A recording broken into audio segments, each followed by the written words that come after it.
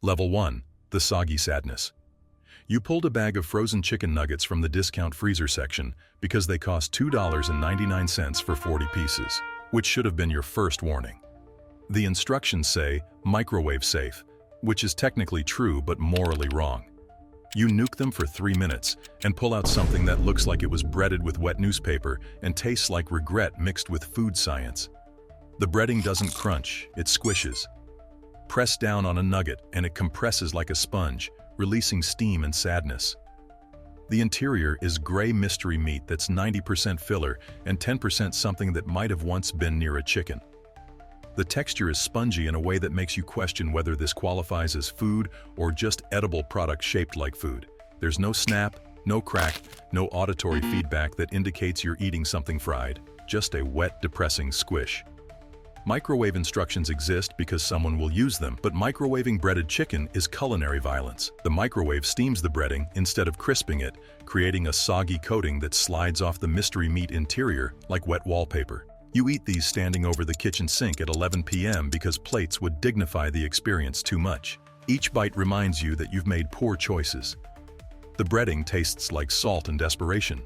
The chicken tastes like the concept of chicken filtered through a corporate board meeting about cost reduction. This is emergency fuel for when you've given up on flavor, texture, and self-respect. Level 1 fried chicken exists to make everything else seem good by comparison. It's the baseline of disappointment that elevates mediocrity to acceptable. Level 2. The budget patty. You ordered from the value menu because $1.50 for a chicken sandwich sounds like a deal until you unwrap it and realize why it's so cheap. The chicken patty is thin, perfectly rectangular, and pressed so uniformly it looks like it came from an industrial stamping machine. The breading is minimal, just enough coverage to technically qualify as fried chicken without wasting any expensive coating material. This is chicken engineering at its most efficient. The patty is designed for maximum profit margin, which means minimum thickness, minimum breading, and assembly line consistency. Every sandwich is identical because they're all made from the same formed chicken product, pressed in the same molds, breaded in the same automated line, fried at the same temperature for the same duration. It's McDonald's-level standardization applied to fried chicken. The texture is fine. The breading provides some crunch initially before getting soggy from the mayo within minutes. The chicken is mechanically separated and reformed. It tastes like salt, pepper, and whatever seasoning blend the corporate kitchen decided was chicken-flavored. The value menu chicken sandwich serves its purpose, filling your stomach for pocket change when you're broke or don't care about food quality. Level 2 is fried chicken as pure utility, optimized for cost and speed while maintaining just enough quality that you'll buy it again when you're hungry and poor. Level 3. The global benchmarks. KFC's 11 herbs and spices are legendary, even if nobody knows what they actually are. Popeyes brought Cajun crunch and buttermilk tang that created a different fried chicken identity. These are the giants, the chains that defined fried chicken for generations and set the standard against which everything else gets measured. This is childhood in a bucket. KFC's original recipe has that distinctive flavor profile, savory, slightly herbal, with breading that forms into crispy platelets around the chicken. When it's fresh from the fryer, it's genuinely good. Crispy, flavorful, with juicy meat underneath. Problem is consistency.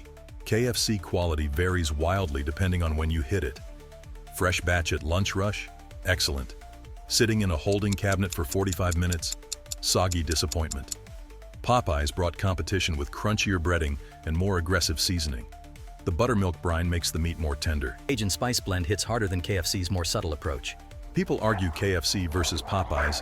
They're really arguing texture preference. KFC's platelets versus Popeyes' shaggy, aggressive crust. Both are right answers depending on what you want. The genius of these chains is accessibility and consistency at scale. You can get decent fried chicken in Idaho, Texas, or New York, and it'll taste recognizably like the same product. Harder than it sounds when you're managing thousands of locations.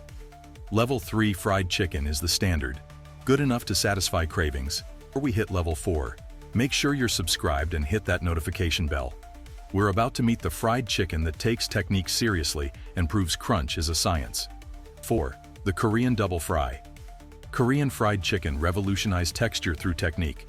The double fry method isn't just frying twice, it's a specific process that renders fat and creates a glass-like, ultra-thin crust that stays crispy even under heavy sauce. First fry at lower temperature, cooks the chicken through, and renders out moisture and fat. Second fry at higher temperature creates that signature shatter crisp coating that Korean fried chicken is famous for. The breading is minimal. This is the opposite of American fried chicken's thick, heavy breading. Korean method prioritizes texture over coating volume, creating a shell so crispy it makes KFC seem soft. The crunch is audible from across the room, sharp and clean like breaking glass.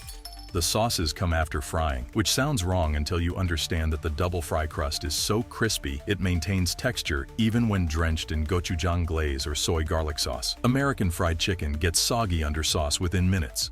Korean fried chicken stays crispy for 30 minutes or more. This is fried chicken for texture nerds. The technique is more demanding than American style, but the result is objectively superior texture that justifies the extra effort.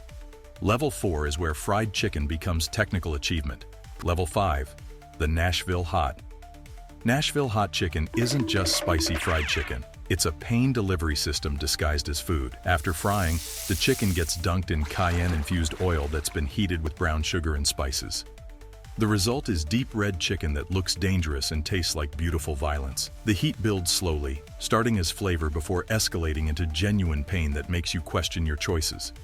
The spice rub uses fat-soluble capsaicin, which means drinking water does nothing. You need dairy or bread to cut the heat.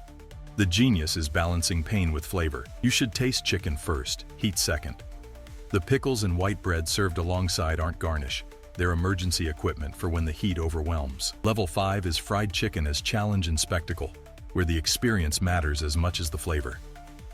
Level 6, the 48-hour artisan.